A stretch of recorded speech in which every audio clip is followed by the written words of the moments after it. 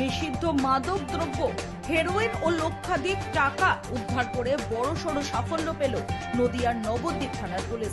গোপন সূত্রে খবর পেয়ে নবদ্বীপ থানার ভারপ্রাপ্ত পুলিশ আধিকারিক বরুণ গায়েনের নেতৃত্বে বিশাল পুলিশ বাহিনী অভিযান চালায় নবদ্বীপ পৌরসভার 18 নম্বর ওয়ার্ডের বিবেকানন্দ কলোনি এলাকায়।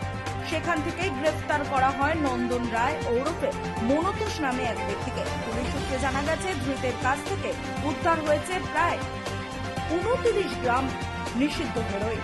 পাশাপাশি একটি ব্যাগ থেকে উদ্ধার করা হয়েছে মাদক ব্যবসার লেনদেনের সন্দেহভাজন নগদ 2,87,000 টাকা এবং একটি মোবাইল ফোন। ধৃতের বিরুদ্ধে মাদক আইনে মামলা রুজু করে তাকে বৃহস্পতিবার কৃষ্ণনগরের বিশেষ আদালতে তোলা হয়। তদন্তের স্বার্থে পুলিশ হেফাজতের আবেদন জানানো হবে বলে জানিয়েছে পুলিশ।